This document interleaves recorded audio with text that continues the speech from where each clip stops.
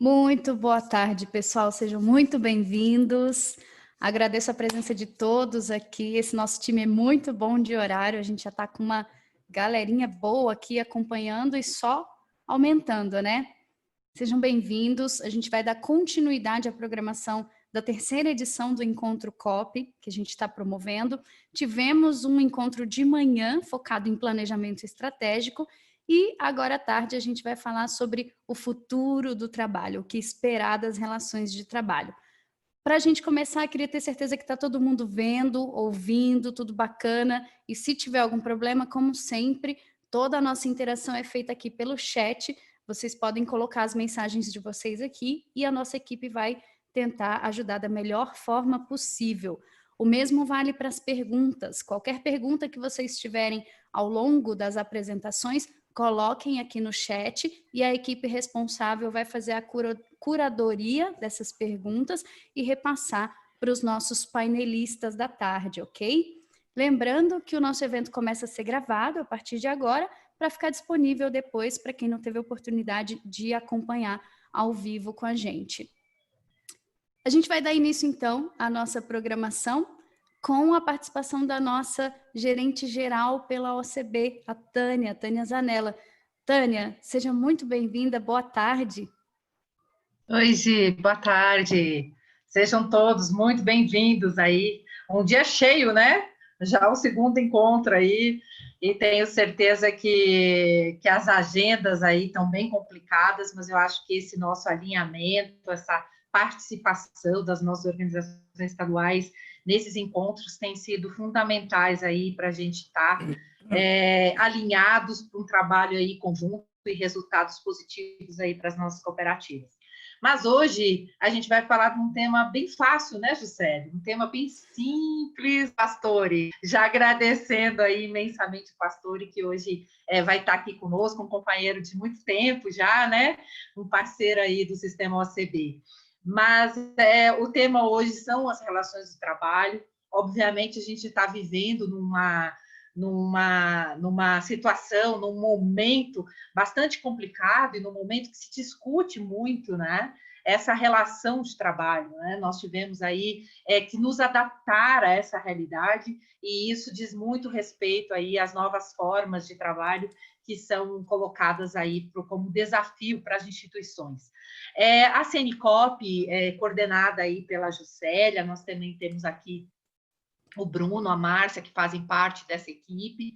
Eles têm representado o sistema OCB junto ao Conselho Nacional do Trabalho, eles têm trabalhado junto com as nossas relações institucionais nos temas referentes a esse assunto, temas esses que vieram muito forte agora no momento de pandemia, e que trouxeram aí essa responsabilidade à equipe da CNCOP, a equipe interna do sistema, de fazer essas análises, né, das medidas provisórias, a 927, a 936, que trabalharam questões referentes a esses novos modelos, esses modelos de relações de trabalho. E isso sempre com um olhar não só para casa, mas também um olhar para as nossas organizações estaduais e também um olhar para as nossas cooperativas, né? Aonde nós teríamos aí que nos adaptar e colocar essas informações à disposição das nossas cooperativas, das nossas organizações estaduais. Então, hoje o tema, de fato, ele é muito pertinente, não só o assunto em si, mas também pelo momento que a gente vive, né? Então, eu tenho certeza que vai ser de grande valia esse alinhamento que nós vamos fazer no dia de hoje. Agradecendo mais uma vez, pastor, a sua presença. Sempre que a gente tem algum aperto aí com relação a algum entendimento, né? Nessa questão das relações de trabalho, ou tema referente a esse tema trabalhista, a gente sempre socorre ao pastor e tem sempre sido muito solícito aí ao sistema OCB. E no momento que a gente discute reforma sindical, no momento onde a gente discute o Ministério do Trabalho não sendo mais o Ministério do Trabalho, né, indo junto aí ao Ministério da Economia, algumas outras partes do Ministério junto ao Ministério da Justiça. Então, um momento que eu acho que é extremamente oportuno para a gente fazer esse tipo de discussão. Então, eu quero agradecer imensamente aí as nossas organizações que estão conosco hoje pela segunda vez, estão participando nesse alinhamento, nesse encontro que tem essa finalidade, e agradecer novamente aí a participação, o trabalho da CNCOP nesse tema do trabalhista, e também ao nosso convidado de hoje, o doutor Eduardo Pastore. Um abraço a todos, é com você, Gisele. Obrigada, Tânia. Você frisou uma coisa que é sempre bom a gente colocar para quem não estava de manhã e está agora de tarde, esse novo modelo, né, do encontro COP que as nossas equipes encontraram para trazer capacitação, alinhamento, atualização. O que ele tem de mais positivo é justamente isso, a quantidade de pessoas que a gente consegue alcançar, que antes, por algum motivo ou outro, ficava mais restrito, e agora a gente consegue chegar num número bem maior, já estamos com 100 pessoas aqui online para ouvir essas reflexões. Recadinhos paroquiais. A gente tem uma pesquisa de avaliação do evento para enviar para vocês depois. A gente vai deixar o link dela aqui no chat também mais tarde e também vai chegar por e-mail. Essa pesquisa é de suma importância porque no final dela vai um outro link e nesse link vocês vão colocar as informações que nós precisamos para a emissão dos certificados. Então, essa é a forma que a gente encontrou nos novos tempos, na nova tecnologia, de fazer a nossa lista de presença e emissão dos certificados. Então, é de suma importância que todos vocês participem da pesquisa, obviamente, e lá no final vai ter o link para o certificado, ok? Bom, como a gente já falou, o tema da nossa tarde é o futuro do trabalho.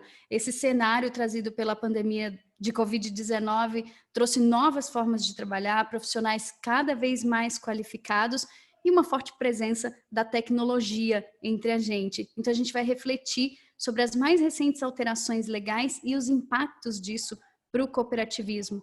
A gente vai dar início ao nosso painel, que terá a participação da equipe da gerência sindical da CNCOP, composta pela gerente, a Juscelia Ferreira, e os advogados Bruno Vasconcelos e Márcia Gonçalves, além do nosso convidado, como a Tânia já frisou, Dr. Eduardo Pastore, que é especialista no tema. Seja muito bem-vindo, muito obrigada. As perguntas de vocês devem ser publicadas aqui no chat para no final a gente passar para o pessoal do painel, ok? Então, Juscelia, muito boa tarde, está com você. Boa tarde a todos, obrigada, Gisele. Para começar o nosso painel de hoje, esse tema tão importante que nós decidimos trazer para a apresentação de vocês, eu quero apresentar para vocês o que nós pretendemos trazer de reflexões sobre essa apresentação de hoje, tá? Eu vou pedir licença para vocês para transmitir aqui. Como o futuro do trabalho pode impactar nessas relações para dentro e fora do sistema OCB, para as nossas cooperativas empregadoras. E as questões que nós pretendemos trabalhar com vocês na tarde de hoje dizem respeito a esse novo protocolo de trabalho no mundo pós-pandemia. Qual será esse novo protocolo? E o papel das empresas, das nossas cooperativas empregadoras e de todos os trabalhadores, principalmente aqueles trabalhadores que se dedicam aí ao cooperativismo, os cooperados e os trabalhadores empregados nas cooperativas. E outra reflexão muito importante que a gente pretende abordar na tarde de hoje, trazendo aí alguns conceitos e reflexões, é se o direito do trabalho, se o mundo do trabalho está preparado para se posicionar de uma forma segura, de uma forma estável, compondo essas relações e principalmente reagindo frente a essas mudanças que foram provocadas aí pela pandemia. E por último, nós também pretendemos aqui trazer para a reflexão dos senhores os desafios e todos os problemas e riscos envolvidos em relação ao futuro do trabalho e as tendências para que nós possamos sempre nos preparar e estar atentos ao nosso trabalho aí em prol do cooperativismo, em prol das nossas cooperativas. Então, eu vou pedir agora, né, que a gente se concentre nesses temas e vou trazer alguns números importantes sobre a questão do futuro do trabalho. Para o cooperativismo, nós temos o nosso Anuário Brasileiro do Cooperativismo, que foi divulgado em 2019, e nós temos alguns dados importantes sobre o trabalho das cooperativas. Nós temos hoje no país 6.828 cooperativas, 14,6 milhões de cooperados e 425 mil empregados em cooperativas. Então, essa é a dimensão da força do trabalho do cooperativismo, que produz resultados econômicos e sociais, né? Então, nós temos aí o trabalho cooperativista, a contribuição do cooperativismo para o trabalho, para o desenvolvimento econômico e social do nosso país. Então, para que nós possamos comentar as tendências para o mercado de trabalho, as tendências para o trabalho, eu vou passar a palavra para o Dr. Pastore, lembrando sempre, né, que nós estamos tratando de mais do que o surgimento de novas carreiras, novos postos de trabalho, nós estamos falando também de como a nossa maneira de se relacionar, né, patrões, empregados e profissionais, categorias econômica, categoria profissional, como tudo está mudando e eu acredito que a mudança é para melhor. Então, eu vou pedir ao Dr. Pastore, já cumprimentando e agradecendo aqui a participação, para que ele comente, Dr. Pastore, quais são as principais mudanças que nós estamos já sentindo e percebendo em relação ao mundo do trabalho. Fique à vontade, muito obrigada. Muito obrigado, Juscelia. Obrigado, Tânia. Obrigado a Gisele, todos, Cenicop, todos vocês aí pelo convite, pelo gentil convite que vocês me fizeram para tratar desse tema. E pode contar comigo, viu, Tânia? Na hora que precisar, eu estou aí firme e forte para a gente discutir essas questões trabalhistas todas. Bom, dentro desse contexto aqui que foi muito bem colocado pela Juscelia, o futuro do trabalho, as questões que mudaram depois da pandemia, se nós formos olhar para isso, a gente vai identificar logo de cara, um assunto trabalhista, por assim dizer, uma questão trabalhista que atingiu todos indistintamente de uma forma generalizada, que é a questão do teletrabalho. Então, nesse contexto que a Juscelia colocou, das novas mudanças, impactos, ela muito bem mencionou que as tecnologias, está aí o teletrabalho.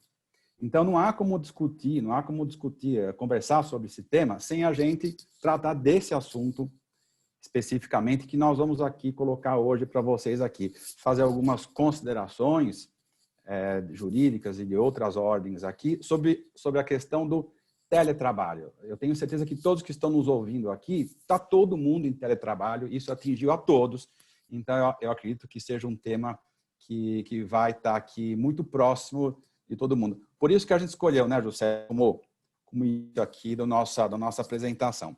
E iniciando a questão do teletrabalho, eu gostaria de fazer duas observações aqui, que não são de ordem jurídica,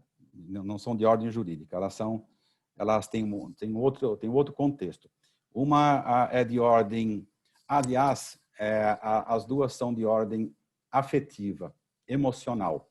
Eu falei para a Juscelia que ia fazer uma surpresa no começo da apresentação, e é o que eu vou falar agora.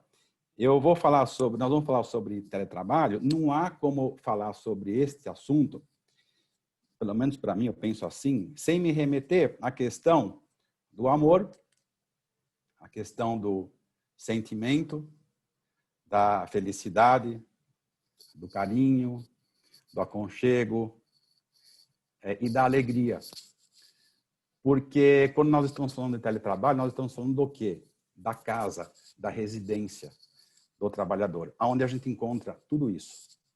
Amor, alegria, aconchego, não é assim? Todo mundo aqui está em casa. Fraternidade, bem-estar.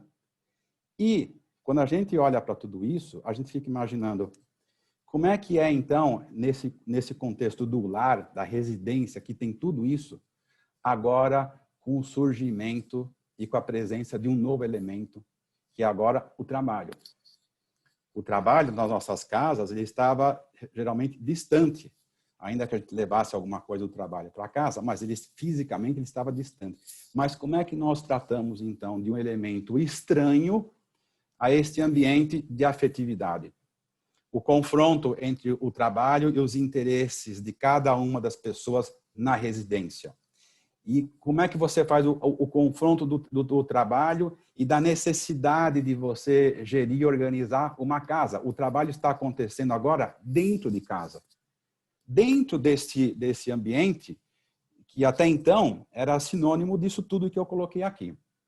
E nesse aspecto, e em particular, eu digo mais para vocês aqui, fazendo um apêndice aqui, um desvio dessa rota aqui. Como é que nós tratamos, qual é o impacto do teletrabalho, dessa nova modalidade de trabalho que acontece em casa para a mulher? Eu escrevi um artigo há um mês e meio atrás, tratando desse tema. Se o teletrabalho ele já trouxe uma revolução muito grande para o trabalho em geral e para o homem, para a mulher, eu entendo que pegou de um jeito diferente, mas de uma maneira mais severo, porque vocês sabem disso, a mulher tem o quê? Tem dupla, tripla jornada, porque trabalha, aí cuida do filho, aí depois faz a aula, aí põe o computador na frente da criança e fica lá corrigindo prova, fazendo a aula, fazendo a comida, arrumando a casa. Nós temos um impacto do teletrabalho de uma maneira muito mais severa, não há dúvida disso, para a mulher. Então, veja, e como é que isso afeta a condição psíquica da mulher e afeta toda essa estrutura de carinho, de afeto, de aconchego dentro da casa, porque o trabalho começa acontecendo agora dentro da casa da pessoa, dentro das nossas residências. E isso tem consequências também jurídicas, além de emocionais. Então, feita essa pequena introdução, eu agora, contextualizando a maneira com que eu quero abordar esse assunto, eu vou entrar em alguns aspectos práticos do teletrabalho. Primeira coisa é dizendo que a questão do teletrabalho, essa nomenclatura, é preciso que fique bem definida o que ela significa, porque o que está na Lei 13.467, lá a Lei da Reforma Trabalhista, é esse nome, teletrabalho. O nome home office entrou numa outra MP, a 927, que ela caducou, e depois saiu, mas o nome home office ele está sendo utilizado como sinônimo de trabalho em casa, mas se você for olhar o termo em inglês, não é isso que significa. O home office em inglês é um escritório que você monta na sua casa para trabalhar, mas não significa o trabalho de casa, o trabalho feito em casa, feito da casa do trabalhador. Então, nós temos o quê? Isso é teletrabalho. O teletrabalho é o quê, então? É o trabalho feito, realizado na casa do empregado, do trabalhador empregado, com os meios tecnológicos, não necessariamente chamando de home office, porque isso é uma alegoria que nós criamos aqui, seria work from home, em inglês, né? O trabalho feito de casa, e não home office. Mas a gente usou isso como sinônimo para identificar esse trabalho que está sendo feito da casa do trabalhador, que no final das contas é o teletrabalho. Teletrabalho é gênero, porque um teletrabalhador, ele é teletrabalhador, mas ele não significa que ele está em casa fazendo trabalho. Você tem um teletrabalhador no campo, que usa os drones para poder administrar lá o campo, mas ele é um teletrabalhador, mas ele não está em casa. Por isso que não dá para a gente usar esse como sinônimo de home office. Existem teletrabalhadores que não estão em casa, como esse exemplo que eu acabei aqui de dar dos trabalhadores na zona rural. Teletrabalho, portanto, é gênero de espécie de trabalhos que nós vamos verificar agora, que acontecem, dentre eles, este que acontece dentro da casa do empregado. E aqui nós começamos a entender um pouco todo o contexto e o impacto dessa questão do teletrabalho nas relações de trabalho.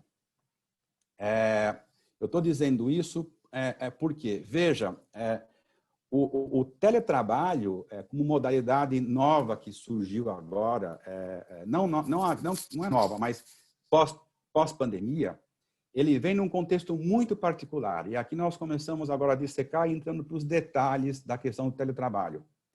O teletrabalho, aquele que existe na 13.467, lá na Lei da Reforma Trabalhista, que foi a que tratou o teletrabalho de maneira um pouco mais específica, ainda que o trabalho em domicílio já estivesse previsto no artigo 6º lá da CLT de 1943. Então, vejam que o trabalho à distância feito em casa não é novo. Ele está na CLT, a CLT é de 43. É que ele se modernizou com a 13.467 e depois com a pandemia. Então, na Lei 13.467, tem os requisitos da existência e da execução do teletrabalho. Isso está lá, na 13.467. E tem uma diferença muito grande daquela concepção de teletrabalho que estava na 13.467, disso que aconteceu agora.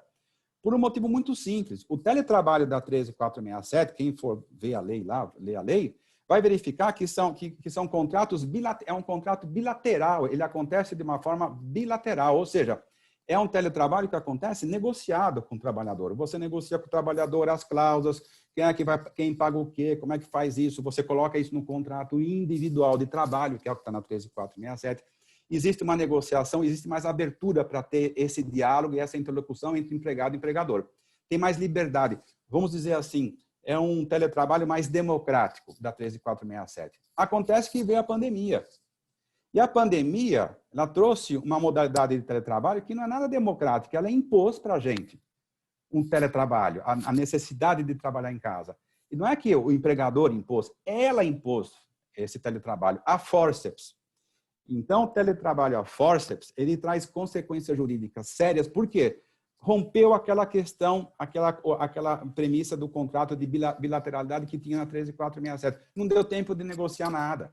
Veio aqui um monte de MP dizendo, não, olha, agora em 48 horas o cara vai para o teletrabalho e pronto, acabou, o empregador, se quiser, faz, é assim mesmo. Então, veja, nós estamos vivendo um teletrabalho diferente daquele que está na 13.467, embora ele seja regulado por aquela lei. Isso tem consequência jurídica, por quê? Veja só como é que isso daí impacta no campo das relações de trabalho.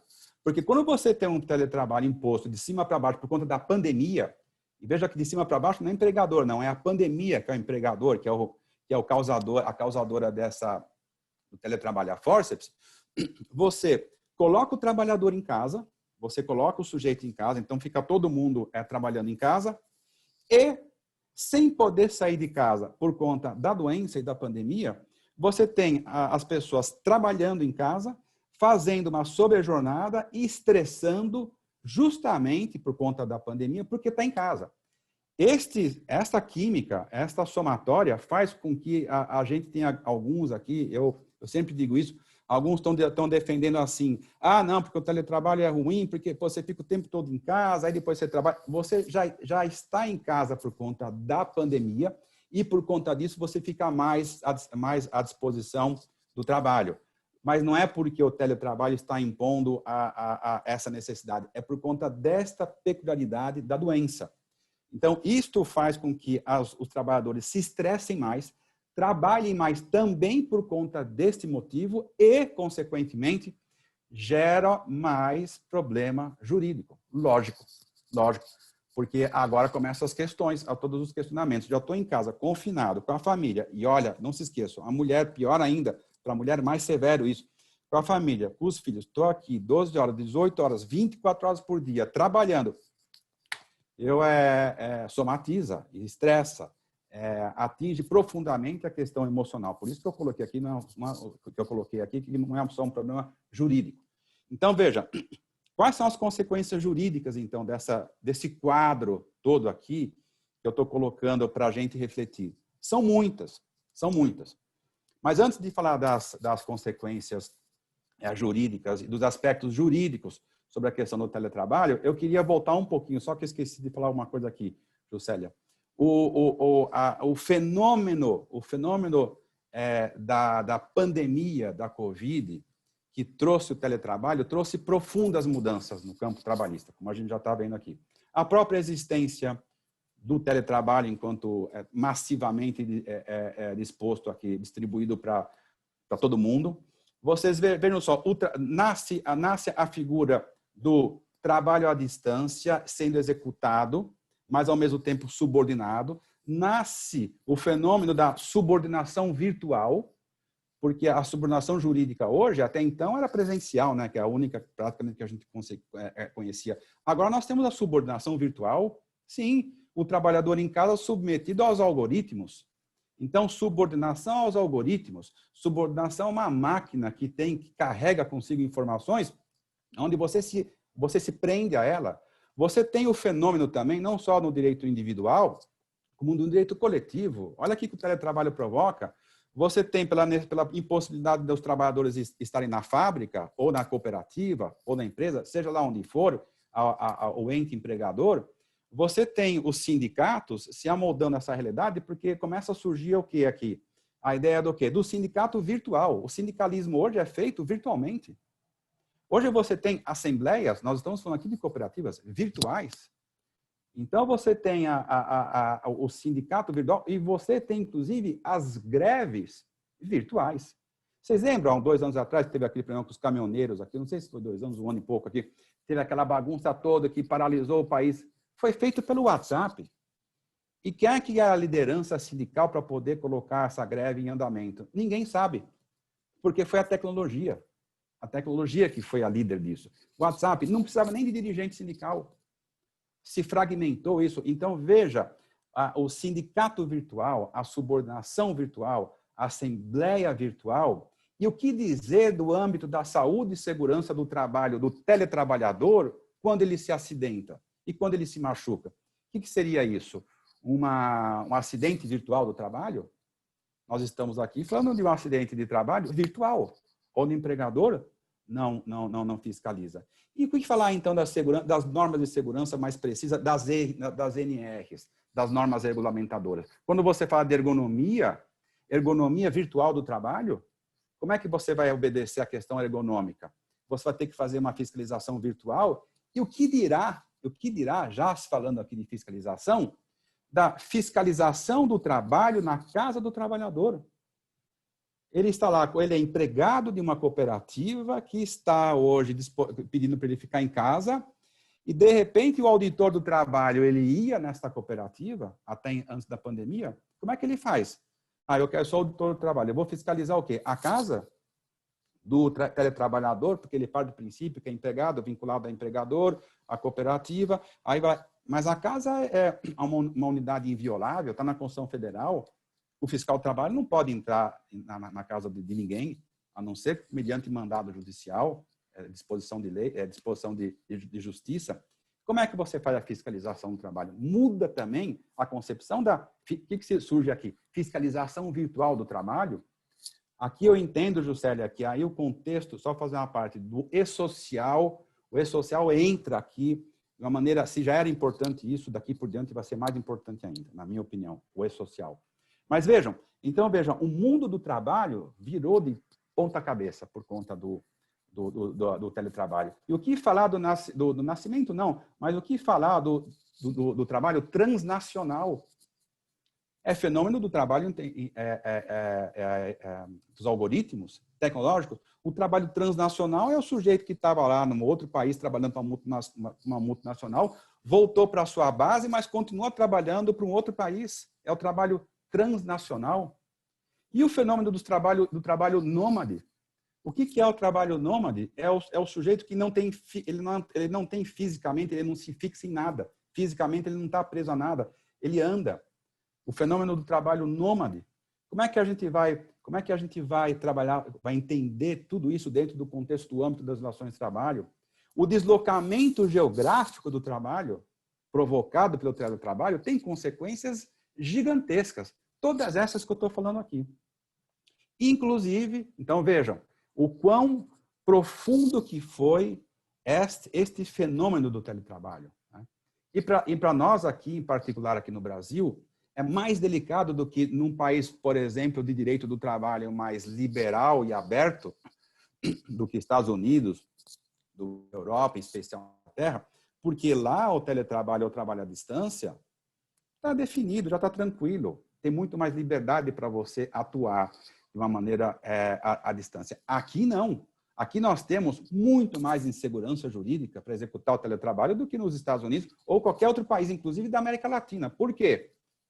Porque nós temos uma legislação trabalhista extremamente rígida, protecionista e controladora. E, agora, por falar em controle, e trazendo um pouco já esse contexto macro para o nosso dia a dia, eu vou atacar um pouco a questão da jornada de trabalho, que já que nós vamos falar de controle, vamos falar da parte operacional do trabalho, do teletrabalho, eu vou falar um pouquinho da jornada de trabalho, que é um outro problema que surge, em especial, não só com teletrabalho, viu, gente? Não é só por conta do teletrabalho, não, em casa. É por conta, ó, química, do teletrabalho, é por conta do trabalho em casa no contexto de pandemia, que obriga as pessoas a ficarem muito mais tempo em casa. O que elas ficam fazendo se elas estão mais tempo em casa? Ou elas vão ficar cuidando dos afazeres ou trabalhando. Só que, na hora que elas começam a se cansar, na hora que começa a ter acidente de trabalho, na hora que a produtividade cai, na hora que a ergonomia pega, porque muito tempo trabalhando é o pescoço que dói, as costas que machuca, na hora que você começa a ter esses problemas de insatisfação, a gente sabe o que acontece quando um trabalhador começa a ficar com vários tipos de insatisfações. A gente sabe, insatisfação do trabalhador, contrariedade, ambiente ruim para trabalhar e o empregador não tem a capacidade de capturar essas insatisfações para corrigir, uma insatisfação dessa pode se transformar rapidamente no quê? Numa ação trabalhista.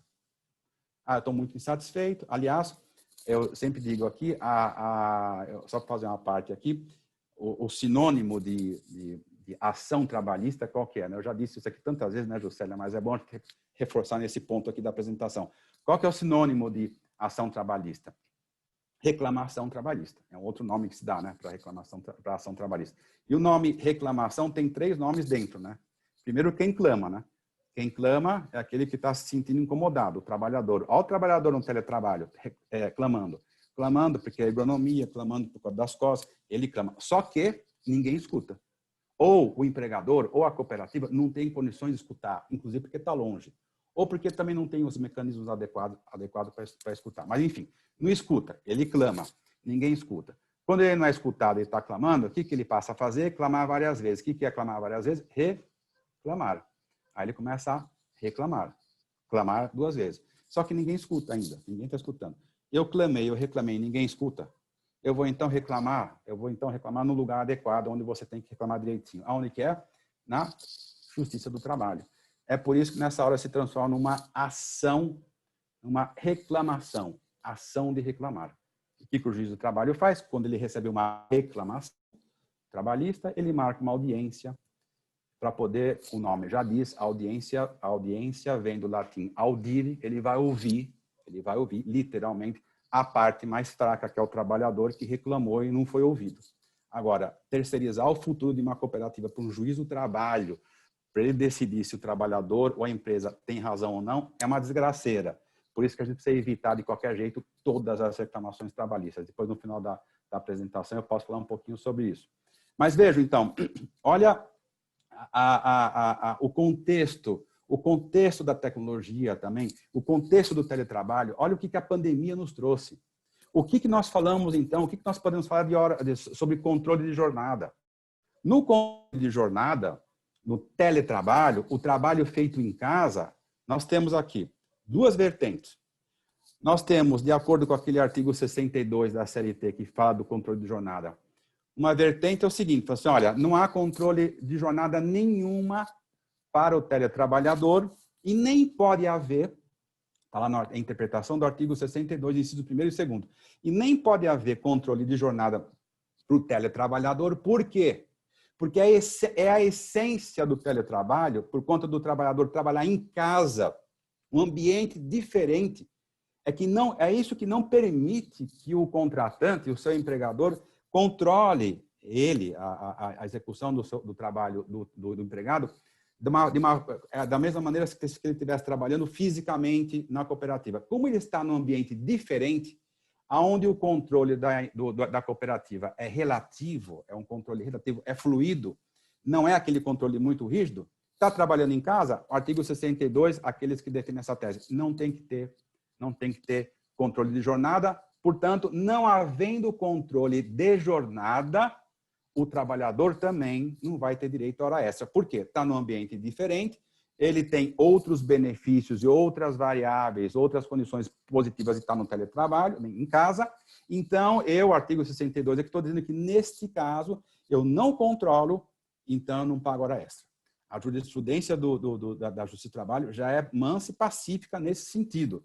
Nós já temos decisões assim. Não havendo controle da jornada de trabalho, neste caso, para o trabalhador, e nesta modalidade que a cooperativa escolheu e viu que realmente dá para trabalhar assim, sem controlar, efetivamente não controlando, não há que se pagar hora extra. Porque não vai ter controle. Ah, mas que coisa esquisita, não vai ter controle. Não vai ter controle. Ah, e como é que vai fazer? Que coisa estranha isso. Como é que vai fazer para poder aferir o que ele produz? Por entrega, por serviço, por tarefas realizadas. A hora que ele vai fazer isso, pouco importa. Isso aqui que isso que é o descontrole. É porque o controle para a gente passa a ideia de descontrole, né? E no mundo do trabalho, qualquer coisa que seja sinônimo de descontrole apresenta muita insegurança jurídica. Mas é o que está no artigo 62. É o que acontece na realidade para aquelas cooperativas ou empresas que resolveram não controlar a jornada. A outra tese, ao contrário dessa. Não, olha, tem que ter o controle de jornada, porque lá no inciso primeiro lá do artigo 62, fala que não vai haver hora extra, não vai haver o pagamento de hora extra, desde que a atividade externa seja incompatível com a fixação de horário de trabalho. Ou seja, desde que não haja nenhuma forma de você controlar, você não paga hora extra. Agora, como tem os meios de controle, computador, então tem que pagar hora extra, que é a segunda vertente dessa interpretação. Alguns entendem que sim, tem que ter o controle efetivo da jornada do teletrabalhador para que ele não sofra com a sobrejornada. As observações importantes aqui e alertas, e o que a gente precisa olhar muito, muito cuidado.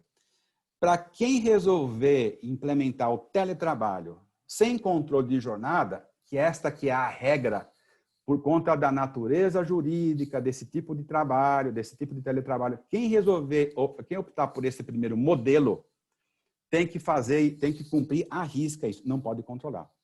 Quem for controlar a jornada, falar, não quero o primeiro modelo porque para mim não dá, o trabalho específico, enfim, não dá, eu vou controlar, vai ter que fazer um controle rígido.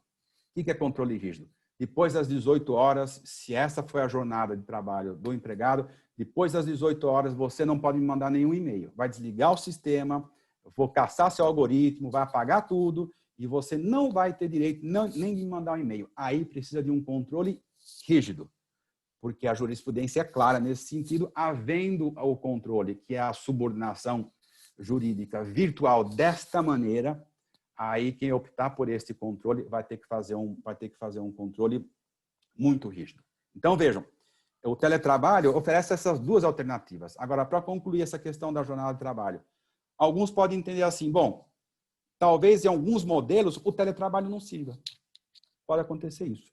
Nós vamos ter que deixar passar um pouquinho mais de tempo para poder ver que esse teletrabalho sem o controle da jornada, mediante entrega de atividade, de serviço, que você deixa o trabalhador executar a tarefa a hora que ele quiser, com mais liberdade, nem todo mundo vai conseguir encaixar nesse modelo. E se não encaixar no primeiro modelo, não tem problema, vai para o segundo. Nós podemos usar as duas alternativas como forma de obter mais segurança jurídica. E além do controle de jornada também, a gente não poderia deixar de falar sobre a questão do acidente de trabalho, né? E depois eu vou falar um pouquinho nesse contexto sobre a Covid, mas eu gostaria de pontuar fazer algumas questões, uma reflexão sobre o acidente de trabalho. Nós escrevemos um artigo, né, Juscelia, juntos aí, nós tratamos desse assunto, que acredito que teve uma repercussão legal. Para quem não leu, eu vou dar uma resumidinha aqui do artigo que nós tratamos desse tema aqui. A lei previdenciária, deixa eu falar antes da previdência, falar do acidente. O que o acidente do trabalho virtual, vamos colocar assim, para poder deixar um pouco mais alegórico a apresentação. O acidente virtual do trabalho acontecendo na casa do teletrabalhador. Putz, acidente. Você tem dois tipos de acidente, né? O acidente típico do trabalho que aconteceu, porque se machucou, e o acidente ocupacional, o acidente de trabalho e a doença ocupacional, que são coisas distintas. Mas, para todos os efeitos, o que a gente pode falar sobre a questão do infortúnio, do acidente que acontece com o trabalhador, que está à disposição do empregador, que está trabalhando numa jornada regular de trabalho? Como é que é o tratamento dessa questão, do ponto de vista previdenciário e trabalhista? Vocês vejam que nós estamos falando sobre, de novo, acidente do teletrabalhador. O que a Constituição Federal ela deixa claro aqui, e a gente tem que olhar como premissa? Que o acidente de trabalho, ele só pode ser configurado e entendido como acidente de trabalho se houver culpa, comprovação de culpa. De quem? Da empresa. Então, se houver esse deslocamento, você alega o acidente, mas você não comprova a culpa, não há que se falar em responsabilidade da empresa e nem do acidente de trabalho nesse contexto típico que nós estamos colocando aqui. E aí nós começamos a entender como é que isso é delicado sob o ponto de vista da saúde e segurança.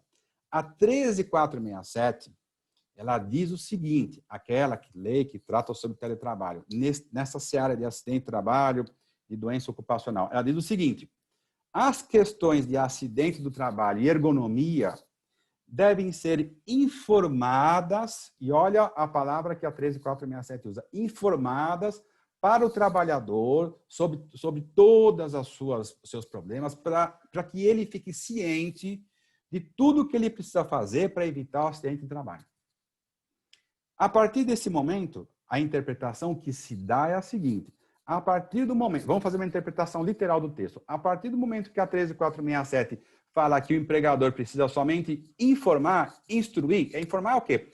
Informar, instruir, dar um curso, enfim. Preparar o trabalhador, mostrar para ele todas as consequências de um acidente, uma doença do trabalho. A partir do momento que o empregador, ou a empresa, ou a cooperativa empregadora faz isso, ela efetivamente documentou, informou, deu o curso, a palestra, ela se exime de culpa. Por quê? Porque ela fez aquilo que a lei está mandando. Então, se acontecer esse acidente, não vai poder ser alegado que é um acidente, tipicamente, um acidente de trabalho, porque não se comprovou a culpa. A culpa foi elidida quando? Quando o empregador tomou essas providências e orientou e informou todos os seus empregados. Agora, quer ver dar rolo? Quando o empregador, ou quando a cooperativa empregadora, ou quando a empresa, não importa quem, não toma essas providências todas. Não informa, é desleixado por inação, por omissão, não faz nada disso. E aí põe o trabalhador para trabalhar lá no teletrabalho e não constitui essa prova, que inclusive deve ser robusta, de elisão da culpa. O que acontece? O empregador que não faz essa prova e que não toma essas providências, aí sim, aconteceu um acidente lá na casa do teletrabalhador, ele pode alegar sim que é acidente de trabalho, até porque ele não foi advertido, não foi informado pela cooperativa empregadora. Então, veja, sugestão, dica e orientação que a gente dá aqui, alerta, é para que quem não fez isso faça. A Lei 13.467, inclusive, é clara nesse sentido. Tem que informar, tem que deixar tudo claro. A partir deste momento, o trabalhador foi informado, recebeu um teclado bonitinho para ergonomia, se não tiver uma cadeira, tem que colocar a cadeirinha lá. Está tudo preparado, tudo arrumadinho para ele. A empresa fez essa prova, ela se lidiu da culpa. Não é acidente de trabalho. Então, essa é a regra da questão previdenciária para isto, sob o ponto de vista do teletrabalho, no acidente virtual. E aqui a gente avança um pouquinho para a questão da Covid. A grande questão que se coloca é o seguinte: a Covid antes de mais nada, antes de falar do acidente de trabalho, a Covid é uma doença ocupacional. Ela pode ser considerada acidente de trabalho, inclusive para o teletrabalhador. O que a lei previdenciária hoje aqui no Brasil diz? Como é que ela trata esse assunto? Ela diz o seguinte: a 8.213 de 91, ela vai falar o quê? Sobre acidente de trabalho. Ela vai tratar de que forma a Covid. Primeiro, pandemia, que está encaixada, onde está encaixada a Covid, não é considerada a doença do trabalho, o acidente, muito menos doença ocupacional, acidente de trabalho. Isso que está na lei previdenciária. A não ser, o trabalhador pode vir a tentar e conseguir caracterizar doença ocupacional ou acidente de trabalho, a Covid, se ele está na 8.213, se ele tiver esses requisitos, se ele tiver exposto diretamente à doença e a atividade laborativa dele traz essa vulnerabilidade. Vocês querem ver um exemplo aqui? Médico, enfermeiro, teu namorado, né, Juscelia, é médico, né? Médico, enfermeiro, catador de lixo hospitalar. Esses trabalhadores que estão expostos diretamente ao vírus e por força da atividade laborativa deles, por conta desta condição, se eles adquirirem a Covid e alegarem que eles adquiriram a Covid no exercício do trabalho, a legislação presume que assim é. A legislação presume que ele adquiriu, sim, essa doença no exercício do trabalho. Está lá caracterizado, consolidado, o nexo causal. Nos outros modelos de trabalho, não. A lei previdenciária não dá esse tratamento, até porque é extremamente difícil o trabalhador alegar assim. E o teletrabalhador também. Não, sabe o que é? Olha, eu estou com a Covid, tá? Mas você adquiriu aonde? Não, eu adquiri por conta do exercício do trabalho. Tá, mas onde você está trabalhando? Em casa. Primeiro, você adquiriu a Covid por quê? Porque você cumpriu a quarentena. Como é que você sabe que foi por conta, inclusive, durante o expediente do trabalho que você deu lá? Se alguém na sua residência estava cumprindo ou não a quarentena, ou então isolamento. E outro exemplo aqui. Mesmo o trabalhador fisicamente, nas atividades que já estão voltando, ele vai alegar o quê? Não, mas eu voltei agora, não estou mais no teletrabalho, eu estou no trabalho presencial, adquiri Covid. Tá, mas você pode ter adquirido Covid? Não, adquiri a Covid no trabalho, no exercício do trabalho. Escuta, mas você não pode ter adquirido a Covid no transporte público?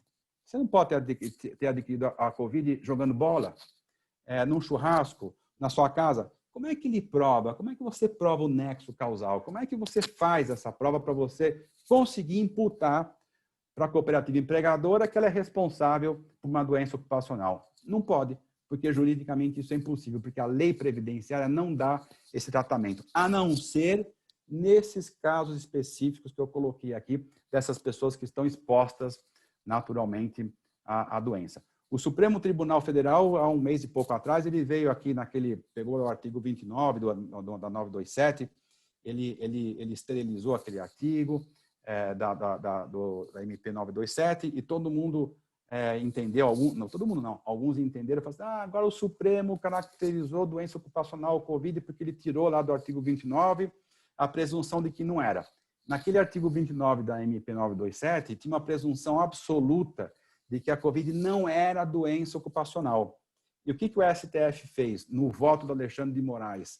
Ele diz o seguinte, não dá para você presumir a inexistência de doença ocupacional, porque senão você estaria ofendendo, inclusive, a presunção de existência da doença ocupacional para esses trabalhadores, médicos, enfermeiros, catadores de lixo hospitalar. Então, não dá para você presumir pela não existência, porque essas pessoas estariam prejudicadas. Por isso que o STF veio e inutilizou aquele artigo 29. Eu só estou fazendo essa observação porque não dá para presumir por conta disso que, então agora o Supremo entendeu que a Covid é doença ocupacional. Não foi isso que ele fez. Ele só tirou aquela presunção de inexistência de doença ocupacional por conta desses trabalhadores que estão expostos à Covid. Então, veja, voltando agora aqui ao contexto do teletrabalho e já indo para o final aqui, Juscelia, para parar um pouco de falar, porque advogado falando sempre é chato. Então, eu vou tentar reduzir agora e para os finalmente.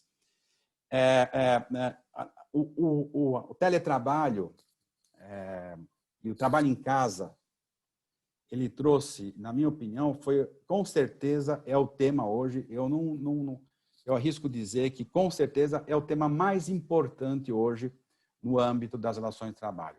Nós temos, como a gente estava conversando aqui antes do nosso encontro, nós temos muito mais perguntas do que respostas. E aqui eu faço uma observação. Quem vai, não sei se eu tenho que dar notícia boa ou notícia ruim. A notícia boa é que nós vamos ter mais segurança jurídica com esse caminho. A notícia ruim, eu vou dar agora aqui. Quem vai nos dizer efetivamente qual que é o modelo de trabalho em casa que é aceitável, com segurança jurídica, com tudo mais, vai ser quem? A Justiça do Trabalho.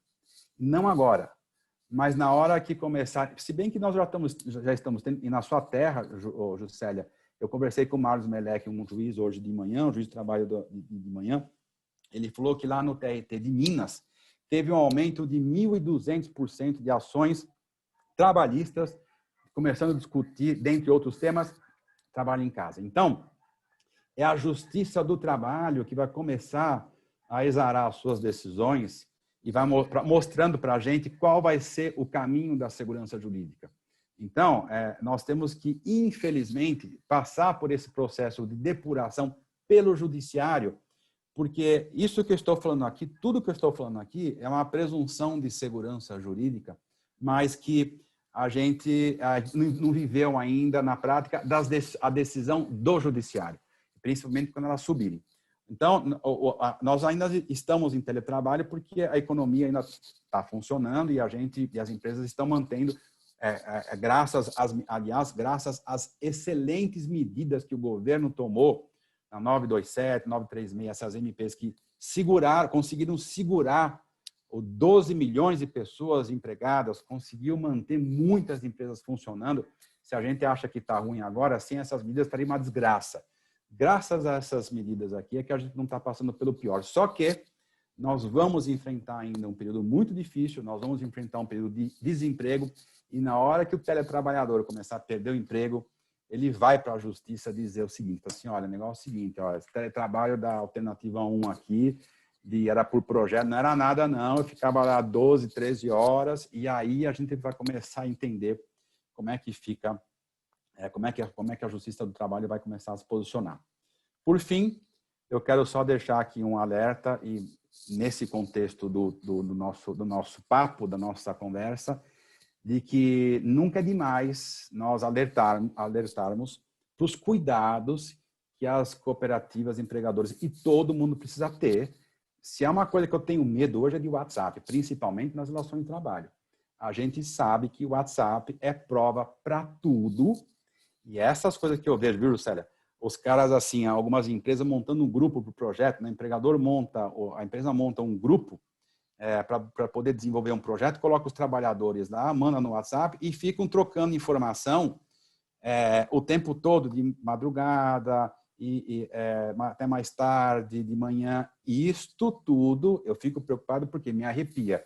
Porque vocês sabem melhor do que eu, e isso tudo pode servir de prova. Eu estou falando agora de tecnologia, né? Estou falando no contexto da tecnologia dentro do teletrabalho e fora dele também. Isso tudo vocês sabem que pode se transformar lá no futuro numa ação trabalhista e uma prova contumaz e definitiva para o trabalhador comprovar a necessidade do pagamento de hora extra. Aí aquela tecnologia que beneficiou os empregadores pode trazer um passivo trabalhista gigante. Para finalizar mesmo, eu gostaria de deixar a última informação aqui no âmbito da segurança jurídica. Quer seja de teletrabalhadores, quer seja de trabalho presencial, não importa. Isto é um mantra que a Juscelia, que já me conhece faz algum tempo, também, a Tânia também, eu falo faz tempo, mas eu vou falar isso aqui até morrer, que é o seguinte: quem quiser buscar segurança jurídica trabalhista, independente se é teletrabalho, se é trabalho nômade, o que for, quer ter segurança jurídica na área trabalhista? Pode ter? Pode. Ah, isso aqui é mágica? Não. Dá para ter uma segurança altíssima nas relações de trabalho, para não ter problema com a ação trabalhista e com o teletrabalhador? Pode. De que forma? Seguindo esse mantra aqui. Estou colocando aqui, Juscelia, já como o pastor que leva as ovelhas, que você falou para mim que meu sobrenome remetia a isso. Então é o seguinte, vamos seguir o mantra. Sigam o mantra. É assim, ó. O mantra qual que é? 80% dos problemas jurídicos trabalhistas de uma empresa, de uma cooperativa empregadora, não importa o quê, eu arrisco até um número, 80% dos problemas jurídicos trabalhistas numa empresa, numa cooperativa empregadora, não são problemas jurídicos. São problemas de gestão, mais especificamente de gestão de pessoas. Eles se transformam num problema jurídico depois, mas o DNA desses problemas não é jurídico. Ele adquire o DNA depois, mas a raiz dele não é jurídica, é gestão. É gestão. Significa o que esse mantra? A notícia ruim é isso que eu estou dizendo. A notícia boa é o seguinte, que 80% da solução desses problemas trabalhistas estão dentro das cooperativas. Estão dentro dos donos, estão no colo dos donos dos negócios, que são os cooperados. Então, Se 80% da solução dos problemas está com a gente, então significa que a gente pode resolvê-los. Desde que a gente faça uma coisa muito fácil e muito difícil. Mude o quê? Comportamento. Então, quem quiser ter segurança jurídica trabalhista, inclusive com o teletrabalhador, principalmente, nós vamos ter que olhar para a gestão, construir mecanismos de prevenção, mudar comportamento, só para citar um exemplo aqui, para não ficar, por exemplo, na hora que a gente optar por um teletrabalho que não tem um controle de jornada, ficar subordinando virtualmente o sujeito via WhatsApp, computador, inadvertidamente, dando causa a uma ação trabalhista que muitas vezes, vocês sabem melhor do que eu, pode devastar a sociedade cooperativa. Então, estas são as... Acho que eu estava olhando aqui, Juscelia, a nossa pautinha que você fez. Estou seguindo a orientação aqui da Juscelia, que ela é muito organizada. Então, acho que a gente matou aqui todos os itens aqui da nossa pauta. E agora eu passo a palavra de volta para você e fico à disposição para a gente bater papo e dirimir algumas dúvidas. Obrigado. Obrigada, doutor Pastor. Excelente. Eu tenho só mais um comentário para fazer, porque... Nós aqui estamos falando para colaboradores das unidades estaduais do Sistema OCB, que no dia a dia lidam aí com o cooperativismo, as cooperativas, os cooperados. E eu queria saber de você, considerando o mapa estratégico do Sistema OCB, tem uma visão, né, uma visão muito clara de que em 2025 o cooperativismo será reconhecido por sua competitividade, sua integridade, sua capacidade de promover a felicidade dos cooperados. E aí a gente sempre lembrando do começo da sua exposição, né? Que nós temos aqui que buscar, sim, um equilíbrio nas nossas relações pessoais e profissionais, uma felicidade, uma satisfação, um propósito. E o cooperativismo tem o seu propósito. E o desafio do cooperativismo, que está no mapa estratégico do Sistema OCB, é justamente qualificar a mão de obra para o cooperativismo nessa tendência aí de profissionais cada vez mais qualificados e a substituição, né, do homem pela máquina dentro daquilo que a máquina pode fazer e o homem precisa que ela faça para facilitar todas essas questões. Eu queria que o senhor comentasse só qual que é a contribuição que o modelo cooperativista, esse modelo econômico, esse modelo social, pode dar ao futuro do trabalho e das relações de trabalho no nosso país. Eu queria que você comentasse, por gentileza. É importante essa questão, porque eu já pensei muito nisso daí também, né? Nessas questões sobre o cotejo entre o direito do trabalho, o empregado e empregador e as cooperativas que tem um algo a mais aí, né? Cooperar é operar em comunhão, né? Cooperar é operar em comunhão. Então, essa concepção já dá um diferencial muito grande para a gente entender qual que é o nosso instinto, né? O instinto das cooperativas é diferente das empresas de capital, né? O instinto da cooperativa é cooperar, o nome já disse. É trazer as pessoas para dentro desse empreendimento socioeconômico diferenciado. Por isso que tudo é diferente para a cooperativa, né? Adequado tratamento tributário, aquela coisa, aquilo tudo que a gente já sabe, mas traz para as cooperativas, quer dizer, nós temos uma coisa, Juscelia, que o capital se apropria e tenta incutir para que traga a felicidade, a satisfação, isso que você falou no trabalho, que é a solidariedade. Então, eu acredito que nós temos um grande diferencial competitivo, sim, que é a solidariedade como essência, como DNA da nossa existência. É da nossa natureza jurídica isso, das cooperativas e dos trabalhadores. Então, isso, nesse contexto de relações do trabalho, que estão cada vez mais interconectadas, e que exigem mais participação de todos, porque está todo mundo preso com todo mundo, está todo mundo... Eu acredito, Juscelia, que a solidariedade, a cooperação, como eu disse aqui, cooperar é operar em comunhão. Essa é a maior facilidade que a gente tem para trazer os nossos interesses comuns em direção disso que a gente falou aqui, busca da felicidade, busca da satisfação, eu sinto que na sociedade cooperativa é muito mais fácil, Juscelia, falar disso do que numa empresa de capital. Aliás, a empresa de capital precisa se apropriar dessas coisas e incutir no seu DNA. Nós já temos, por conta da nossa natureza. Então, Juscelia, eu sinto que nós temos um diferencial muito importante. O que nós temos que fazer, talvez, para turbinar isso, aí sim, Juscelia, que é o que você falou, é dar a injeção. O que é que nós estamos fazendo aqui? Da injeção da informação, da injeção do ânimo e começar a inocular massivamente essas ideias todas e essas novidades para mostrar que a gente consegue executar isso de uma maneira relativamente mais fácil por conta dessas condições todas do que numa empresa de capital. Então, a nossa essência, a nosso DNA. As cooperativas, tenho certeza que a gente consegue sair na frente bombando. Agora, lógico, temos que fazer os ajustes, né, Juscelia? Temos que fazer os ajustes todos, tem muita coisa nova acontecendo, mas isso é para todo mundo. O direito do trabalho revolucionou tudo, mas a gente consegue. Nós temos um DNA diferenciado, a gente consegue vencer essa etapa aqui, apresentar e fazer uma coisa diferente. Com certeza, não tenho dúvida disso. Excelente, doutor Pastore. Eu queria verificar agora, nós estamos aí com uma participação maciça de 138 pessoas, agradecer todo mundo que está até o momento aqui acompanhando o nosso painel. Eu queria verificar com o Bruno, por favor, o Bruno é o analista da gerência sindical da Senicoop, se ele quer fazer algum comentário ou trazer aqui para o microfone, para as pessoas que estão nos assistindo, alguma questão a respeito do tema do painel de hoje. Bruno, a palavra está contigo. Obrigado, Juscelia. Inicialmente, eu não tive a oportunidade de dar boa tarde a todos, então eu iniciei aqui a minha fala só dando boa tarde, né?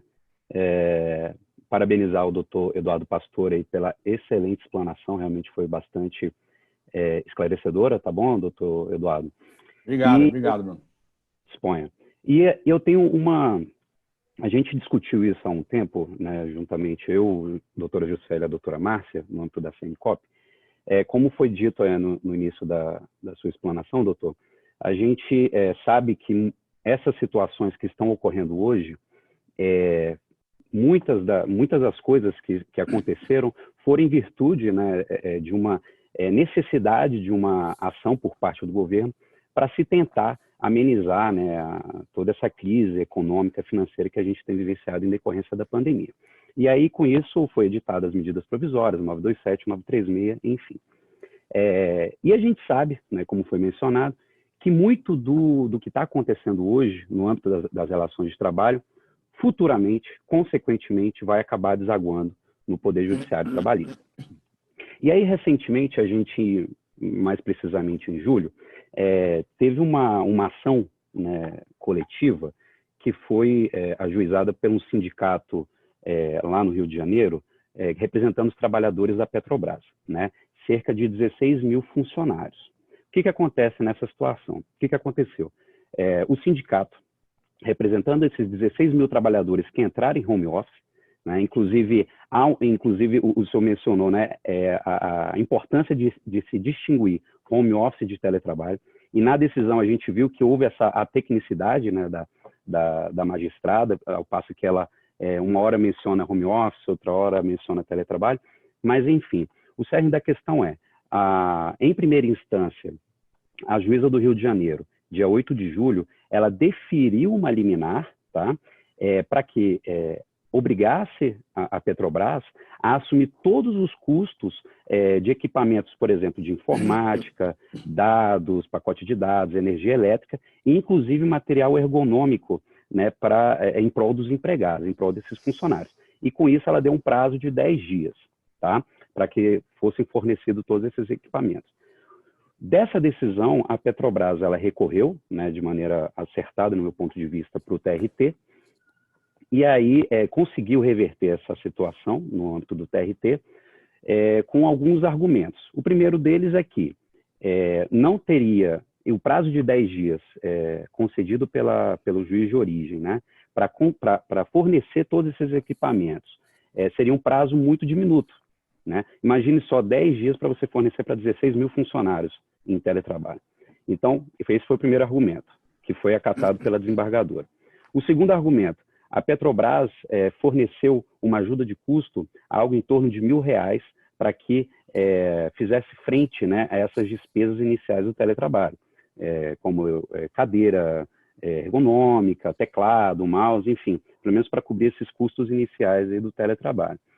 Também outro argumento que foi aceito pela desembargadora. Agora, um terceiro ponto que me chamou bastante atenção é exatamente isso que a gente tem comentado.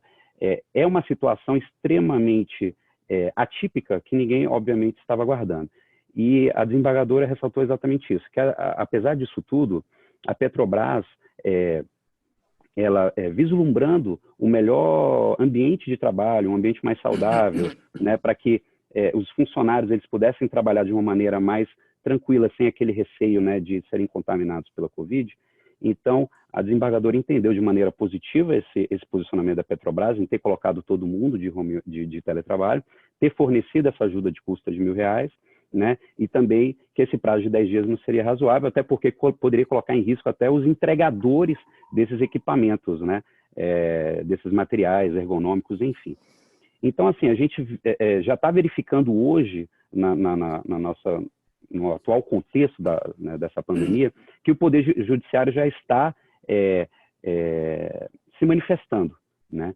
Então, assim, o que eu gostaria, eu estou trazendo esse assunto aqui para esse encontro, é que o senhor comentasse um pouquinho dessa decisão do Poder Judiciário, não só dessa decisão específica, mas de como o Poder Judiciário, obviamente é difícil da gente poder responder isso, mas pegando esse gancho dessa decisão, de que maneira o Poder Judiciário, especialmente o trabalhista, ele vai poder se comportar nessa decisão e de que forma e se há alguma possibilidade do Poder Judiciário se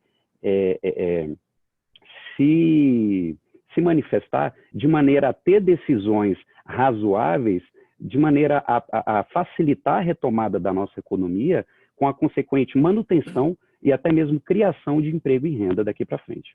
Então, essa é a minha colocação e eu gostaria de uma palavrinha sua. Bruno, uma observação extremamente importante. Eu só quero esqueci de falar uma coisa aqui, Bruno e Juscelia, na minha apresentação. Só para terminar, arrematar o tema. Lá na Europa, nos países asiáticos hoje, na Europa e nos Estados Unidos, e na Europa também, em especial na França, o que se discute hoje não é isso que nós estamos discutindo aqui no teletrabalho. Ora essa, porque lá não eles têm essa preocupação, mas não como a gente. O que eles estão discutindo lá é o direito à desconexão. A legislação europeia e no Oriente hoje você já tem uma preocupação muito grande dos tribunais, inclusive, de discutir a capacidade que o empregado tem de se desconectar. Isso é uma outra questão importantíssima para o teletrabalho, porque está intrinsecamente relacionada com a questão da subordinação. Mas é só para fazer esse arremate aqui, que eu esqueci de colocar isso na minha apresentação. Bom, Bruno, com relação às suas indagações, primeiro, eu entendo que, na minha opinião, as questões dos detalhes de quem paga o quê, de que forma que vai ser feito isso, tem que ir para dentro, não do judiciário, mas para dentro da negociação coletiva. Por quê? Penso eu. Nós já temos uma lei 13.467 que estabelece linhas gerais para a existência do teletrabalho. Os detalhes, como é que vai ser feito isso, vai para a negociação coletiva. Está lá no 611A, inclusive da 13.467, um negociado sobre o legislado, especificamente um item tratando do teletrabalho. Por que o judiciário, inclusive, Bruno, ele vem com uma regra geral? O que o judiciário faz? O que uma decisão de primeira instância, esta que me preocupa, o Bruno, faz? É que eles pegam a régua e jogam lá para cima. Então, eles fazem assim, como está acontecendo no Poder Legislativo. No Legislativo, eles estão fazendo a mesma coisa que essa juíza de primeira instância decidiu. O que eles estão fazendo? Eles estão pegando a régua e subindo a régua e dizendo o seguinte, vão fazer uns PLs, eu estou acompanhando todos os PLs no Legislativo, eu tenho 10 aqui na minha mão, olhando o tempo todo. Todos os PLs que estão correndo hoje lá no Legislativo, o Bruno, sabe o que estão fazendo? Exatamente o que decidiu não a desembargadora, mas o juiz de primeira instância. Eles estão dizendo o seguinte no PL: vamos obrigar os empregadores a pagar tudo. Então, paga o computador, paga não sei o quê. Eu não estou dizendo que o empregador não precisa arcar com esse ônus, mas isso vai para a casuística. Não se pode colocar numa lei você obrigar os empregadores a pagarem tudo, porque na hora que você vai olhar para micro, pequenas e médias empresas ou micro, pequenas e médias cooperativas, que geram uma pancada de empregos, que não tem a mesma capacidade de uma cooperativa grande, não tem a mesma capacidade econômica de uma cooperativa grande, obrigada a, de uma maneira irracional, arcar com todos esses custos, de duas uma. Ou ela tem grana para poder pagar tudo isso aqui, ou não vai pagar nada e vai fazer tudo errado. Isso só vai se interessar, sabe para quem, Bruno? Para advogado. E para juiz. Advogado que gosta de ação e para juiz que gosta de julgar a ação. Porque vai criar um passivo trabalhista gigante. Então, eu estou fazendo esse paralelo com o legislativo e colocando a decisão de primeira instância para mostrar que nós temos que o ambiente não é o do judiciário e muito menos do legislativo. É que o legislativo, os 10 PLs que eu estou vendo, que estão tratando da questão, inclusive do teletrabalho e plataformas em geral, trabalho em plataforma, mas em especial teletrabalho, põe todo o custo para os empregadores ou para as cooperativas empregadoras, um discurso muito mais político do que técnico. Ele joga para a base. Ele, para mandar uma dessa daqui, de repente vinga um PL desse, aí o carinha chega lá e fala, sindicalista, tá vendo, agora eu consegui, agora tem que pagar tudo, eu consegui isso para você. Isso aqui é um discurso político, não é jurídico. Só que isso provoca desemprego, Bruno, é o que você falou, é o desserviço que o legislativo presta. E, nesse sentido, a desembargadora, o TRT, foi preciso. Fez uma interpretação de bom senso, razoável das questões do teletrabalho. Quer ver um exemplo só para fechar aqui, Bruno, e encerrar esse assunto aqui dessa questão aqui? Você veja, olha só isso aqui, você pode modular isso. Como é que você modula? Se o trabalhador já tem uma mesa, se ele tem lá uma cadeira apropriada, está usando lá, já está tudo certinho lá, ou tem uma condição legal para trabalhar, por que a empresa precisa, ou a cooperativa precisa arcar com um custo extra? Agora, isso é uma realidade. Então, poderia usar esses equipamentos que o trabalhador já tem lá sem pagar o custo extra, uma cooperativa empregadora. Beleza. Agora, se a cooperativa chega para o trabalhador ou para o colaborador e fala assim, eu quero que você compre uma mesa, eu quero que você compre um teclado ergonômico, eu quero que você adquira uma cadeira. Aí, na minha opinião, neste momento, inverte. Aí você põe esse ônus para o empregador ou para a cooperativa empregadora, porque ela está exigindo esta condição para o trabalhador exercer a atividade laborativa que ela vai usufruir isso também. Então, você veja, mas isso daqui, Bruno, cada caso é um caso. Isso você pode muito bem remeter para a negociação coletiva. Você não precisa colocar numa lei ou não precisa estabelecer uma regra geral obrigando todo mundo a pagar tudo, porque o que a gente esquece aqui, Bruno, que eu acho que eu já falei isso várias vezes com relação ao direito do trabalho. O direito do trabalho, eu estou me referindo ao juiz do trabalho, Ministério Público do Trabalho e Fiscal do Trabalho, em especial, né? Com raras exceções. Ele só aplica o princípio da isonomia para o empregado. Então, assim, o princípio da isonomia é assim, vamos tratar desigualmente os desiguais na medida da sua desigualdade. Lindo, legal, para o trabalhador empregado, tem que ser assim, aliás. Vamos tratar situações desiguais, vamos tratar desigualmente os desiguais. O trabalhador frente ao capital, ele é desigual, tem que ser tratado desigualmente na medida da sua desigualdade. Ótimo, isso é um princípio medular do direito do trabalho. Agora, por que não usa esse mesmo princípio da isonomia para a cooperativa empregadora? Vamos tratar desigualmente os desiguais na medida da sua desigualdade. Na medida da sua desigualdade, qual que é? Capacidade econômica. Para a cooperativa que não tem capacidade econômica para arcar com esses custos, tem que ter um tratamento diferente. Agora, quando você vai falar de princípio da isonomia na justiça do trabalho para empregador ou para empresa, é a encarnação do demo, é a encarnação do mal. Você, Eduardo, está falando uma coisa, o que é isso? Isonomia é só para empregador? Não, vale também para a cooperativa empregadora. Que história é essa? Quem é que tem a mesma capacidade econômica de comprar tudo? Talvez a Petrobras, Bruno, para encerrar aqui, tenha conseguido lá, ia ter dificuldade e tal, mas ia conseguir uma coisa dessa. Mas olha aqui, uma Petrobras. Isso aqui é uma coisa, é um contrassenso tão grande da primeira instância que, graças a Deus, o duplo grau de jurisdição fez com que com que essa rota pudesse ser corrigida. E, na minha opinião, para responder a sua pergunta, a Justiça do Trabalho está sensível, sim. E digo mais, Bruno, quanto mais a gente vai subindo, mais a gente percebe um pouco mais de razoabilidade nessas questões trabalhistas, na minha opinião. Inclusive, diga-se de passagem, dentro do TST. Ainda que a gente saiba que tem a questão política, a gente já tem desembargadores e ministros do TST já mais sensíveis a essa questão, julgando com mais parcimônia. Ótimo, ótimo, doutor.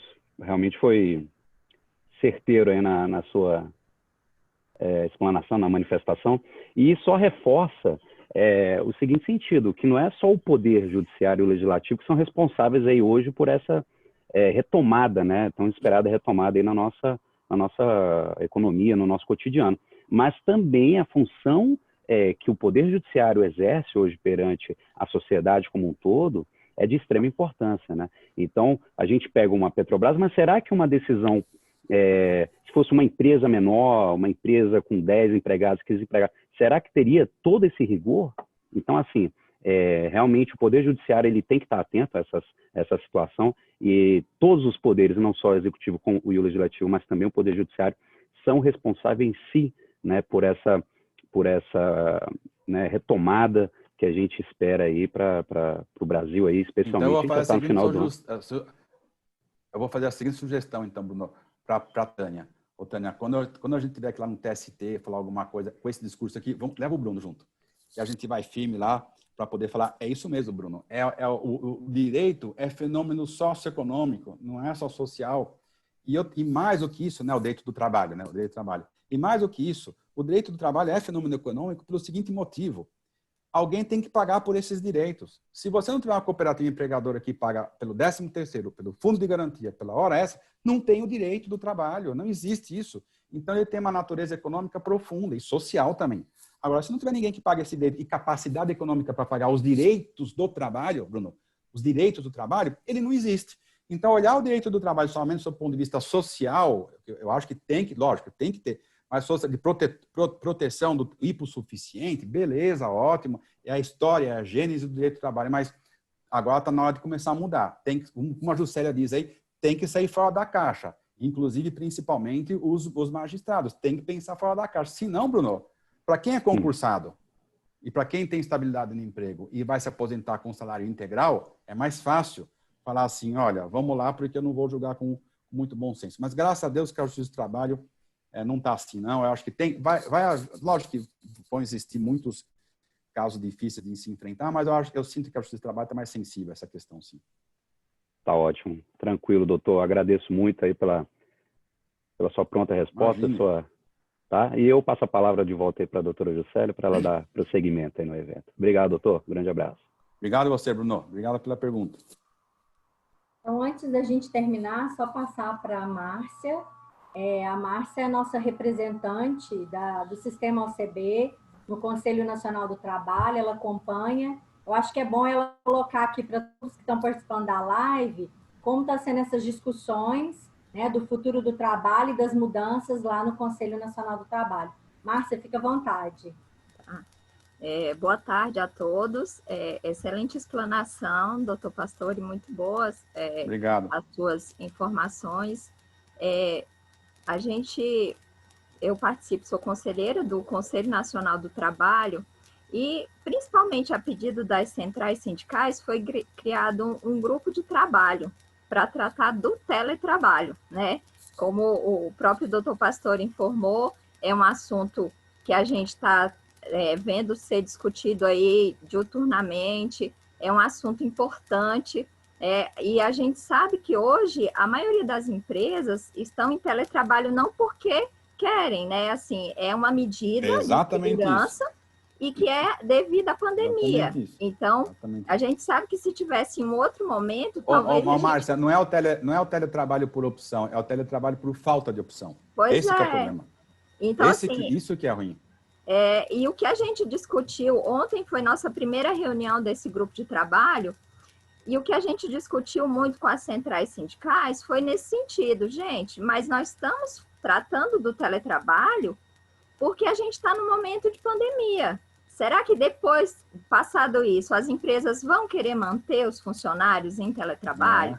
Então, assim, justamente porque nós queríamos entender até que ponto vale a pena regulamentar essa situação, né? Porque, assim, uma coisa é vir uma lei que vai de cima para baixo e dizer que todo mundo vai ter que agir igual.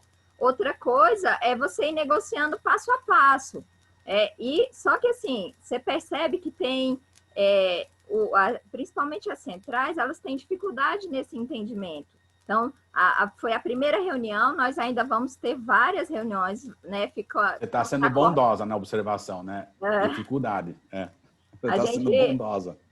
A gente vai ter mais ou menos aí 6 meses para decidir o que vai ser feito, se vamos propor uma regulamentação, se a gente entende por não regulamentar nada, deixar do jeito que está, já que já temos, né? Como o senhor mesmo falou, a 13467, hoje a gente tem uma lei que regulamenta. Então, eu preciso realmente fazer uma nova legislação? A gente sabe como é no nosso país, a gente tem lei para tudo. E, às vezes, você não precisa. O que já tem aí já é suficiente, exatamente, né? O arcabouço jurídico já é suficiente. Então, até a minha pergunta é nesse sentido, que até porque eu vi de perto essas dúvidas, né, nesse grupo de trabalho, que muita gente sugeriu aí que depois nós pudéssemos até consultar alguns especialistas para que vão lá e vão falando sobre esses pontos, né? Vão conversar com a gente sobre as dúvidas que todos temos. Porque, como o senhor disse, hoje o teletrabalho ele é cheio de dúvidas.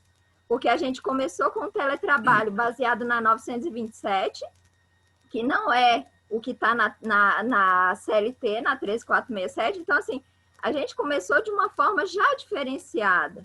Então, a gente precisa hoje saber, eu posso adotar isso, eu tenho que fazer alguma modificação. Então, assim, primeira pergunta, né, e que eu gostaria que o senhor tratasse um pouco mais, que foi um ponto muito questionado nessa primeira reunião, são referente aos conceitos.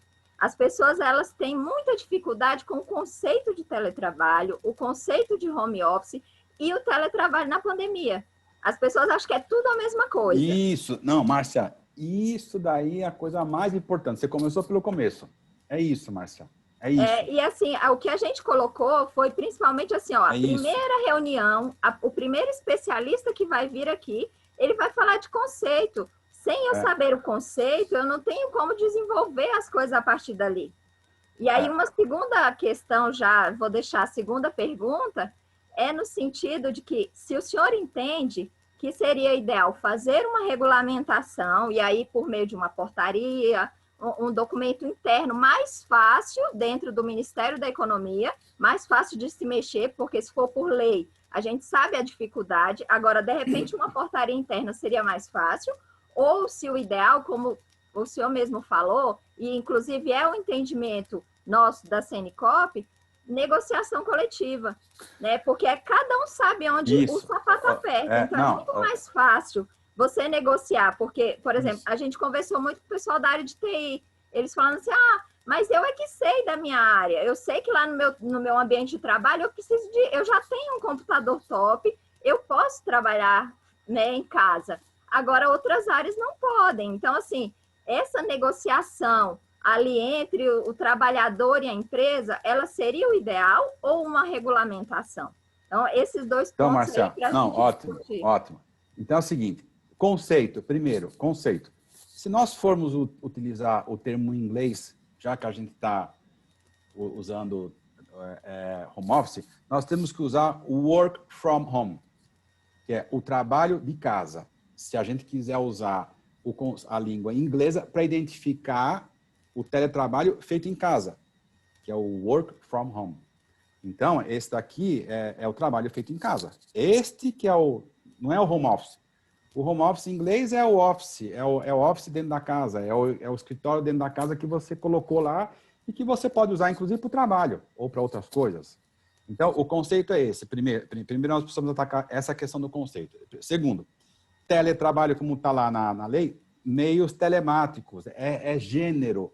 O work from home é a espécie do gênero teletrabalho, porque o trabalhador, como eu disse aqui, na zona rural, ele é um teletrabalhador, só que ele não é o work from home, ele não está trabalhando de casa, mas ele está usando meios telemáticos porque ele está usando o computador, que é o que a lei fala, que ele é um teletrabalhador, mas não de casa. Então, Márcia, é legal sim a gente começar a contextualizar para entender o conceito, colocar, quando você passa para o português, fica mais fácil a gente entender o que é o quê. O teletrabalho realmente ele é gênero. Você vê aqueles trabalhos em ilha, quando o sujeito trabalha nas ilhas específicas e está usando o computador, é teletrabalhador, não está trabalhando em casa. Mas naqueles trabalhos compartilhados, naqueles núcleos, é um outro tipo. Então, teletrabalho é gênero. Então, acho que é essa coisa, Márcia, essa questão sua do conceito é absolutamente fundamental a gente primeiro conceituar. Aí a gente consegue avançar. E o segundo aspecto é esse que você acabou de falar. Se a gente está conversando com dirigentes sindicais, se os caras estão lá, é que você está sendo educado. Lógico, a gente está aqui num monte de gente, pode falar o que a gente, usar os termos que a gente quer usar. Mas assim, está na frente dos dirigentes sindicais. Será que nós temos que chegar para esses caras e falar assim, escuta, tem o 611A lá, a 134 na CLT, tudo. Olha lá, na 13467, que está lá aqui do princípio do negociado sobre o legislado. E no 611A, fala que o teletrabalho está lá, ele prevalece o que a gente negociar, inclusive sobre a lei. Agora, os caras precisam se mexer. Ah, mas eu não quero, eu sou dirigente sindical, eu não quero negociar porque é mais fácil eu pôr os parlamentares para negociar para mim e fazer lei, porque aí na lei é legal, porque aí muitos dirigentes sindicais, eu sou um dirigente sindical, se eu pego um parlamentar, faz uma lei, eu ajudo lá, eu vou conseguir me reeleger. Então, o interesse é político. Não de trabalho, tem que trabalhar. Trabalho, né? Tem que trabalhar. Vamos lá pegar um negociado sobre o legislado. Agora que os sindicatos estão numa situação delicada, olha o paradoxo, Márcia. A 13467 tirou a contribuição sindical obrigatória, colocou como voluntária, quebrou uma das pernas do sindicato, todos os sindicatos em geral, né? Aí o que acontece? A pandemia ressuscitou a importância do sindicato. Sabe por quê? Aqueles 16 milhões de acordo lá que foi feito no Ministério da Economia, sobre a suspensão e interrupção, tem um monte de acordo coletivo lá, da convenção coletiva, tem um monte de adendo da convenção coletiva que foram feitos por sindicatos que salvaram, literalmente, muitas empresas, muitas cooperativas, muitos trabalhadores. É o sindicato assumindo a negociação coletiva, o direito coletivo do trabalho, Márcia, assumindo o seu protagonismo, o sindicato assumindo o seu protagonismo nesse momento. Os caras precisam aproveitar isso aqui e falar assim, putz, manda para a negociação que a gente vai ter mais trabalho. Por outro lado, nós vamos identificar a especificidade, não criar uma regra geral. Até na negociação é tão mais difícil e tão mais fácil você ir para a negociação, né, Márcia? E, na minha opinião, eu sinceramente, se eu tivesse uma oportunidade de estar com você numa reunião dessa, a gente com muito jeito, lógico, aí eu daria a seguinte sugestão, assim, gente, vamos fazer o seguinte, vamos começar uma negociação já, para a gente poder ver se a gente consegue resolver tudo pela negociação. E aí a gente dá um tempo antes de pensar em decreto, não sei o que, portaria, vamos para a negociação e forçar os caras, entendeu?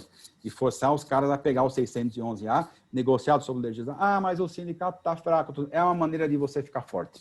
É negociar bem para você colocar associado lá dentro, sem ferir prática antissindical. É colocar os associados porque você negociou bem, tenho certeza que o seu sindicato enche de gente. Então, vamos lá, você vai prestar serviço, você vai mostrar que você pode, capitaliza, tem um custeio lá, você levanta essa grana justamente porque você negociou bem para os teus trabalhadores, ou para os empregadores, no caso aqui. Então, Márcia, eu iria por esse caminho, privilégio total, absoluto para o direito coletivo do trabalho, negociação coletiva, investir nisso e, por fim, fazer a catequese. A gente precisa ser padre Anchieta. Nós vamos ter que fazer a catequese. A gente vai ter que pegar, agora é a hora de, vai ter que ter muito gogó, na minha opinião, agora é absolutamente importante a pedagogia do teletrabalho. É mostrar os conceitos, essas questões, levantar essas questões, fazer esses contrapontos, a pedagogia do entendimento disso, daqui, tudo que eu disse aqui, tanto para os sindicalistas quanto para o legislativo, para o parlamento. Fazer papers, documentos, artigos, para poder fazer a pedagogia, a catequese da construção da massa crítica para a gente poder avançar nessa questão, porque é tudo novo, né? Ainda mais agora, é tudo novinho, o barro está mole ainda, né, Marcelo?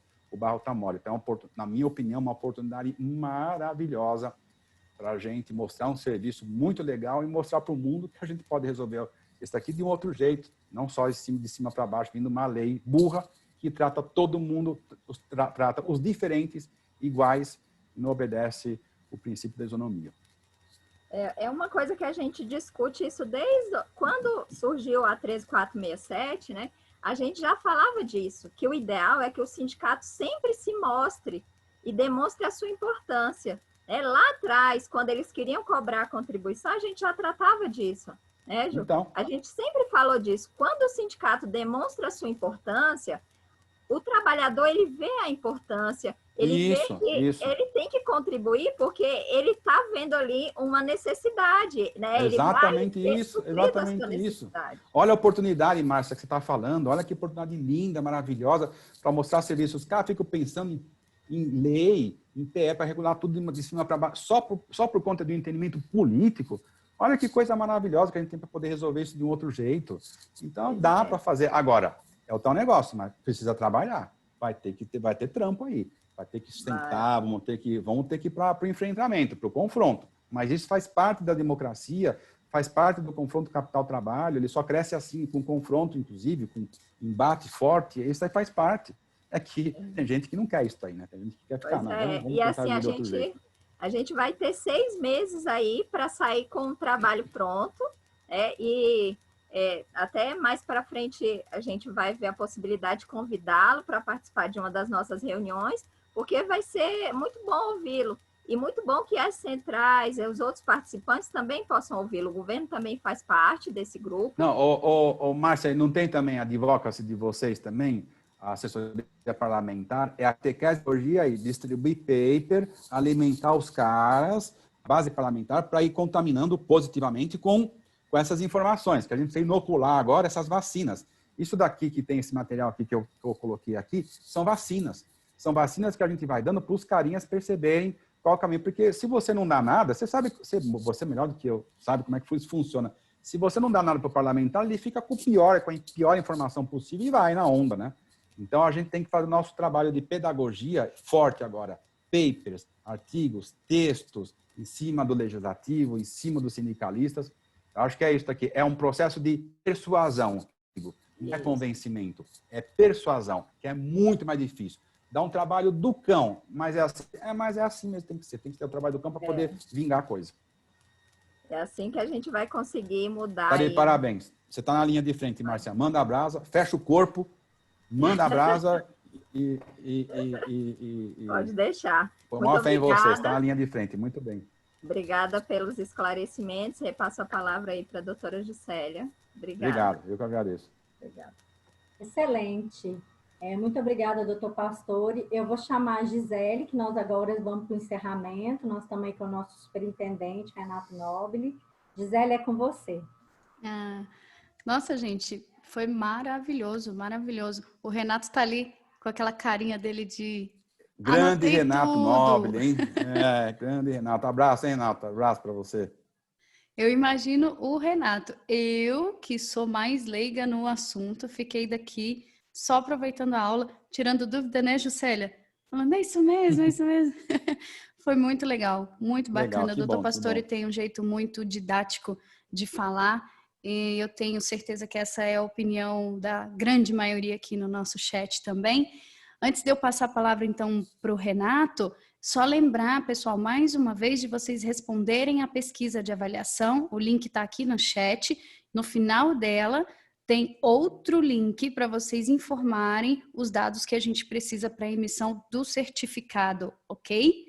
Então, Renato, com você. Obrigado, Gi. Boa tarde, pessoal. A gente encerrando aí as duas etapas do encontro hoje de forma magnífica. Parabéns aí, Tânia, Juscelia, Bruno, Márcia, que fizeram as suas intervenções, as suas colocações, seus questionamentos. E doutor Eduardo Pastore, que alegria. Eu fiquei muito contente de ver. Fiquei muito contente de te rever, Renato. Muito bom. Verdade. Fazia tempo que não nos víamos, mas a admiração nasceu quando eu cheguei na OCB. Você já estava integrado nos assuntos de construção do que veio chegar a ser a 12.690. Você já trabalhava nisso em colaboração, em cooperação com o sistema OCB, desde que eu cheguei na OCB em 2008. Tânia chegou no mesmo ano e Carla também.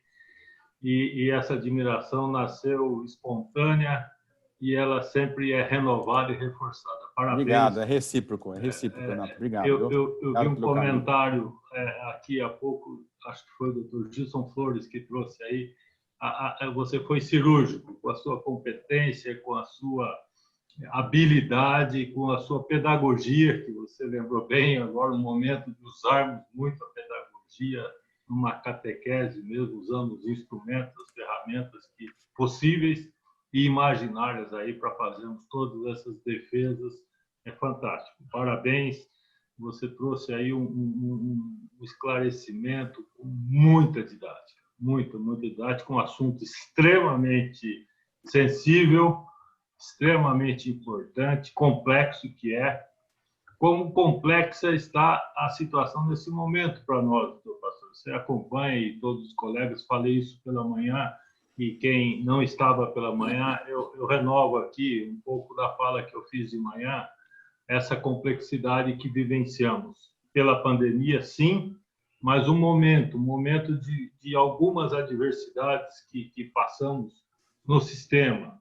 Aqui, em particular, em especial, o sistema S, aí pegando o nosso S, o SESCOP, a questão da mídia, estou aqui sendo questionado, porque a mídia vem batendo muito forte em cima do sistema S, notícias recentes de ontem, de hoje, aí, ajudando a ficar mais difícil a imagem do sistema, quando pega federações de outros sistemas S, mas aí entramos todos nesse mesmo balaio. Então, realmente é muito preocupante essa questão com a mídia, a questão de ações judiciais que estão aí a campo, escritórios de advocacia abordando cooperativos, vendendo uma tese aí de venda barata, mas que, se levada adiante aí essa tese, que advinda motivada por uma decisão de turma do STJ lá em março com a indústria e reflexo em todo o sistema S. Nós estamos fazendo a nossa parte, o presidente Márcio fez e está fazendo um diálogo com os presidentes das demais confederações do sistema S e a gente com várias linhas de frente atacando esse assunto, que por demais sensível, e dentro do ambiente judiciário. Estamos, no momento, aberta a sessão de julgamento da ADIM do SESCOP, que nasceu lá há 19 anos atrás, estava parada dentro do Supremo Tribunal Federal. Ela está em julgamento, pautada que foi, iniciou o julgamento segunda-feira e vai até segunda próxima, julgamento virtual também da ADIM do SESCOP. Então, um momento extremamente delicado, todas as nossas linhas de frente trabalhando continuamente nos programas, projetos que temos de SESCOP, de OCB, de CNCOP, mas a nossa dedicada atenção aí com todos vocês das unidades estaduais, juntos, fazendo esse trabalho não só de vigilância, mas o trabalho junto aí, no caso específico desse julgamento, junto aos 11 ministros do STF, no caso das ações judiciais, o trabalho junto de vocês com as lideranças das cooperativas que estão sendo aí, de certa forma, induzidas ou iludidas com essa tese que está sendo vendida aí barata por alguns escritórios de advocacia no Brasil todo. Então, é um momento super importante para a gente, super sensível, mas a gente tem falado muito, doutor Pastor, e que essa situação também nos levou a uma aproximação maior, não uma aproximação física, porque enquanto fazíamos um evento desse presencial em Brasília, teríamos 50, 40 pessoas, é verdade. 60, é verdade. Hoje nós tivemos 140, Concordo. agora no momento com 123. Então, essa possibilidade de dialogarmos mais proximamente com todas as organizações estaduais tem sido fantástica, tem sido importante.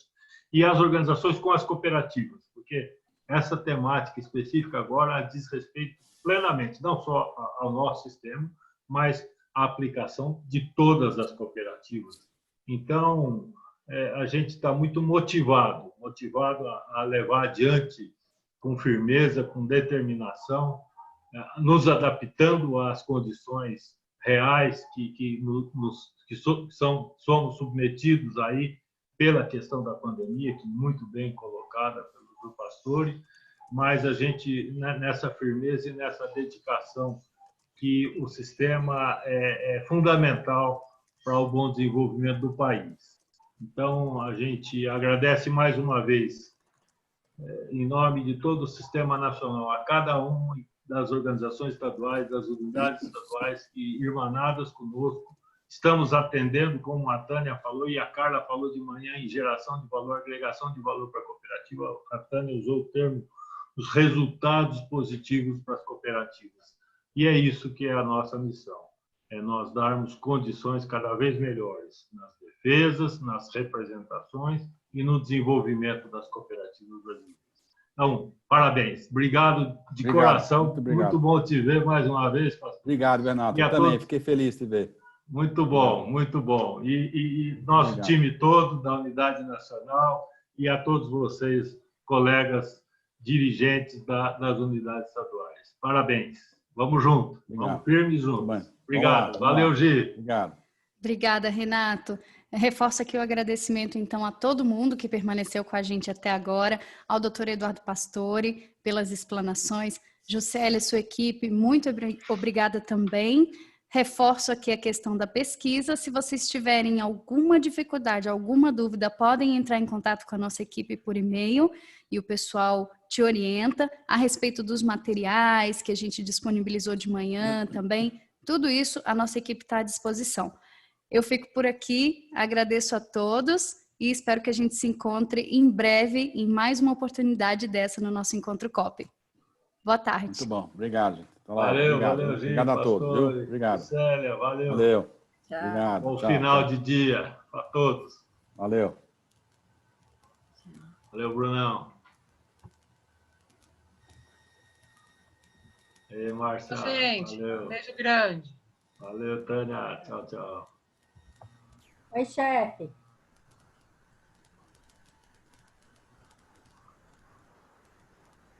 Menina, não consigo abrir aqui, não.